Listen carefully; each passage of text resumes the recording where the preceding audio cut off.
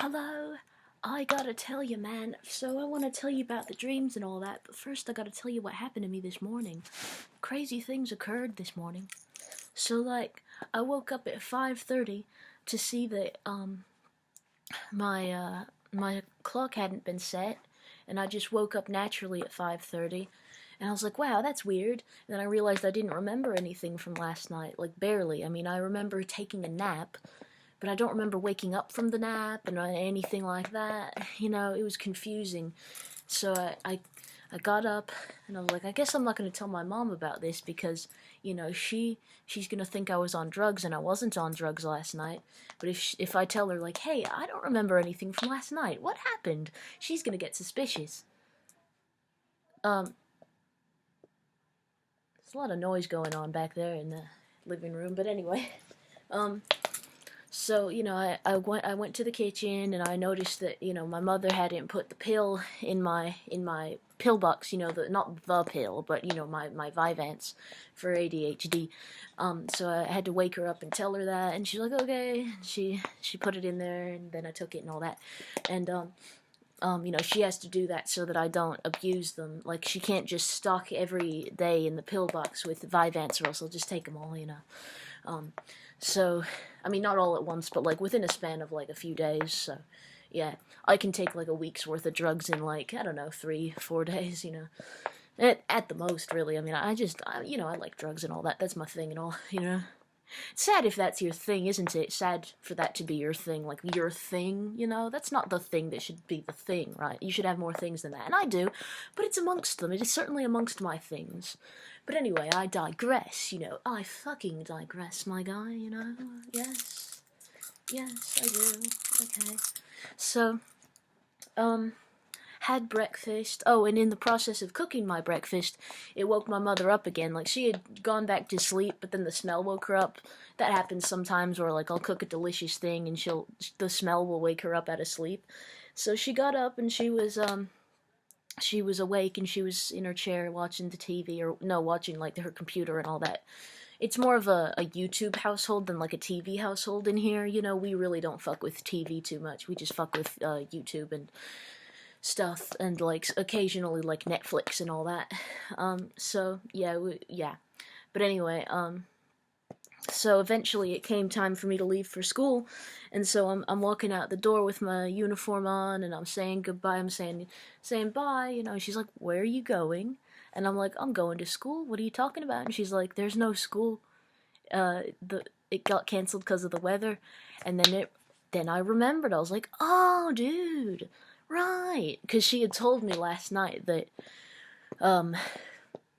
yeah, I was in the middle of a nap, and then she wakes me up, and she says, "Good news, there's no school tomorrow." And I'm like, "Oh, okay, I guess I'm just gonna go back to sleep then, and just sleep for the night, because I'm really tired," because I was really fucking tired, I was really tired. And so, yeah, so that's what happened. So yeah, and so in the process of that, she found out. I had to tell her, yeah, I don't remember anything from last night. And luckily she believed me that I wasn't on drugs. She just knew that I was really out of it, in the sense of being tired. So, that kind of just fucked with my memory. You see, oversleeping can cause brain damage, as well as undersleeping, for that matter. Your sleep is important, and if you don't do it right, you can get brain damage. It's unfortunate, but true. So that's probably why I'm so fucked up, because I either sleep way too much or way too little. No in between. No normal amounts of sleep for me. No sir, So that's why I'm so broken and all that, amongst the other reasons. But anyway, so that's the end of that story. But now I'll tell you about the fabulous dreams I had last night. So, had a dream that, my dad and my sister both got cars and they could both drive, which is, significant, because in real life, my sister, I mean, not to, be a snitch and an asshole or anything, but she doesn't have a driver's license, even though she's an adult and all that. I'm not trying to be an asshole, because I'm the same way. I'm 18 now. I should have, at the very least, my learner's permit by now, but I don't. And that's just, it's kind of not my fault, but that's the thing. It's not really her fault either that she's in that situation, and I'm not going to get into it, but I don't want y'all to think that I'm hating on my sister or inviting y'all to hate on my sister, because she's literally, my favorite person in the world. So don't fuck with her and don't fuck with me or I'll beat you up and kill you, so, but, like, that's just, in Minecraft, mind you, that's the threat that I made, it's only in Minecraft, okay, so, you can't, like, tell on me, you can't snitch, cause you can't, that's why. So anyway, and my dad, he used to drive, but due to some circumstances, he no longer drives, so it was significant that both my dad and my sister were driving in the dream, and so we went out on the town.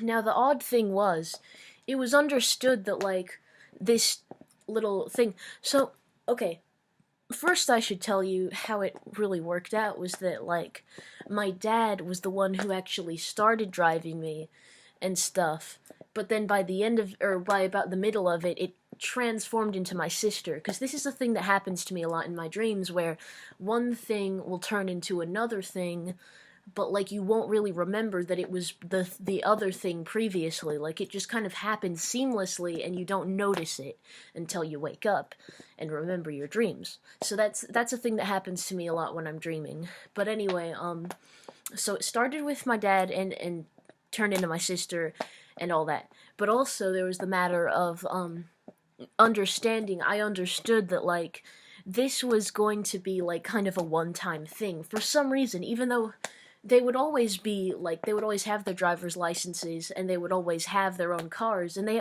each had a car, like, or maybe not, it's hard to remember, it's hard to really figure out, but anyway, yeah, they both, or whatever, like, they would always have the car, but for some reason this was a one-time thing that wouldn't usually happen, and I didn't know why, and I still can't tell you why. It was just kind of understood within the dream. So, like, the whole thing of us going out and having fun was a little bit bittersweet, because, I knew that I wouldn't be able to do this any old time, so, yeah, but it was still fun, and, so I went with my dad, and we went to a bunch of places, like, I think we went to a restaurant, and we went to, like, actually, I think we went to, like, a few restaurants and the grocery store, and some other places, too, that I can't remember. We might have went to the movies or something. I don't really know, but we just went out on the fucking town, man. It was fun. And then, like, he turned into my sister. Like, not before my very eyes or anything, but it just sort of happened. I don't know, I can't describe it. But anyway, and then I was hanging out with my sister, and we were going to places. And I don't remember many of the places we went to either, but I remember one of the places was, like, we went to this, like, it was sort of like a gas station that had its own bar, which is, like, really trashy, but yeah. So they sold all this alcohol, and then you got to go to the bar, and you would, like, so you'd pick your alcohol in the gas station part, and then you would go to the bar, and then you would purchase it there, because it was kind of like the bar part was, like, also, like, the cash register place, so they would give you a cup, and you would take the alcohol you were purchasing, and you'd pour yourself a shot, right? Then you'd drink your shot, and then you'd take the rest of the bottle home or whatever, and that was how that worked. So that was interesting, but she was buying it for the both of us so we could both get a little drunk and all that. So yeah, it was fun. And yeah, I have a lot of dreams about substances, all this stuff, taking them, getting drunk, getting high, stealing drugs, stealing alcohol, lots of that. I have a lot of dreams like that, I wonder why, man, it really does it just completely escapes me. Why would that be a common thing within my dreams? I just don't know, I have no idea. Oh, no, I dropped him, no, sad. But anyway, so, yeah, and that was fun, and then we got home, and I was a little sad because it was over and all that, but then I just, it was so weird. This part is going to be hard to describe, but, like, basically, it was like I was watching a YouTube video, by ContraPoints. Do you know ContraPoints? She's this, like, trans woman who makes these sort of philosophical, political videos. They're, like, video essays. She's a member of, like, the community that's kind of known as, like, LeftTube or BreadTube, and it's just very leftist content, lots of, political, philosophical stuff, and lots of, like, there's gonna be a lot of, like, very beautiful kind of sets, like, you know, backgrounds and things for the videos. There's going to be beautiful outfits and costumes. Sometimes there's going to be characters being played, sometimes like music. It's very artsy stuff, very creative, and very informative and funny as well. So yeah, that's the sort of thing, and that's what ContraPoints is. She's very cool. I highly recommend her channel. But anyway, and her real name is Natalie Wynn. You know, that's her her name and all that, but the channel's name is ContraPoints. So yeah, anyway, so I had a dream. I was watching her video. I thought I was watching like an older video that I'd already seen, but as it started playing out, I realized, like, no, this is kind of new. Like, I don't really remember all this. And yeah, it was weird. And like, as it was going on, I also was simultaneously kind of experiencing it as like me and my sister and my dad. Well, no. Me and my dad came home. Like my sister turned back into my dad, and he was in the car, and my sister came out of the house to help us get all the groceries out of the car. So that was going on, but I was like perceiving it as like me and my dad were in these costumes that Natalie had. Like, we were a part of the video. It was fucking trippy, dude. Like, you had to have been there. This is why I wish that we could like share our dreams and stuff. Like, we could link our brains up so we could like show each other what we dreamt, because this shit is cool, you know.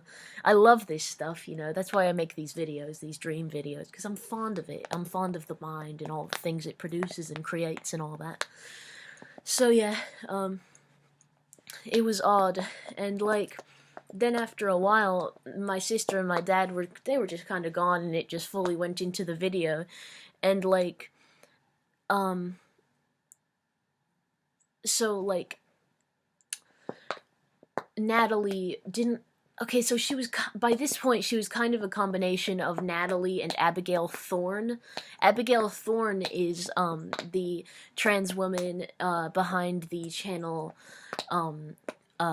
Philosophy Tube. So there's ContraPoints and there's Philosophy Tube, and these are two trans women, and they both do the bread tube, left tube kind of stuff with all the philosophy, politics, and like general queer theatrics, you know, affectionate, mind you, I mean that in an affectionate way. Queer theatrics are my cup of tea. They're not even my cup of tea, they're my like cup of McDonald's Sprite, you know, and I don't even like Sprite, so, but you get what I'm saying. I fuck with them is what I'm trying to say.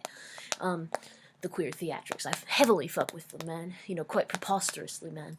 So, like, yeah, and like, one of the things that, so by this point it was like a combination of Natalie Wynn and Abigail Thorne, and like this, so she was like this fusion of them. She was like playing a sort of like cabaret style non-binary person, because, you know, that's a thing, they play characters and all that, and they sometimes will have like different genders than like the gender of the you know, the actual like woman behind it, you know what I mean? So yeah, like, and this time this was like a cabaret style, but like a sort of almost like Mardi Gras-esque cabaret kind of thing, where there was like very vivid colors and like sparkles and sequins. It was crazy, dude. Like, non-binary person, and they were like singing this number, this sort of or not really singing, but sort of rhyming. It was kind of like poetry or something. It was odd, dude. But like, I was still seeing it as if it was like in my dad's driveway. Like, it was crazy. I know. I'm like a broken record, but it was just, you had to have been there, dude. Like, this description is not doing it justice. And like, after a while, she turned into like two separate people, and like, those two separate people were no longer Natalie Wynn and Abigail Thorne. They were now like two cisgender,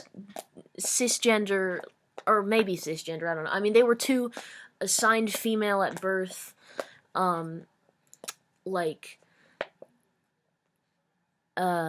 girls who were like teenagers, basically, you know? And they were like wearing these cute little outfits that were kind of like, I mean, they were beautiful. like, not just the outfits, but the girls, you know, or whatever. I don't know what their identities were, but anyway, these people, they were just very beautiful to me, and I was like, damn, I'm jealous of y'all. I wish I was y'all. And, like, they were wearing these outfits that were kind of reminiscent of, like, the clothes that, so you know that album, the album Help by the Beatles, where they're wearing those weird baggy shirt things, and they're doing the poses and stuff? Well, it's like, that was what these people were wearing, and they were doing the little Beatles poses. It was funny as hell. So yeah, and that was the end of the dream. But yeah, isn't that odd? Isn't that all very odd? Yes. Oh yeah, I remember there was one part in the middle of, or no, kind of early on in the dream, where I was lucid dreaming, and I did the thing that I often like to do when I'm lucid dreaming, where I tell the person in the dream that they're not real, you know. So like, I told my dad, because we were in the grocery store, and I told my dad, I was like, hey, do you know, like, you're not real, like, I'm lucid dreaming, and you're a part of my dream. And he just didn't really react. This is what always happens, that when I get to this point where I tell the person that they're not real and everything, they just hardly react. And I also don't have much memory of, like, exactly what they say or anything.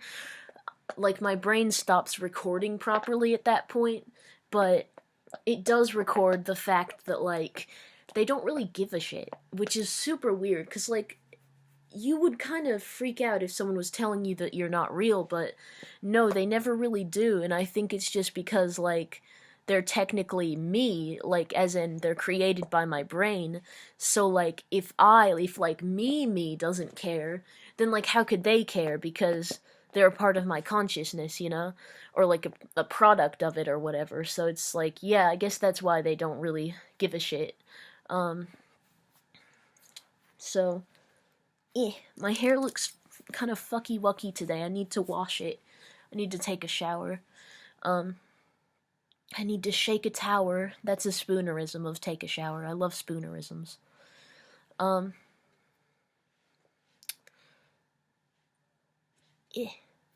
Squid. So that's the end of the Dreamos. Yeah, I hope you enjoyed the video, and I'll see you later, my little friend. Sayonara and all that. Bye.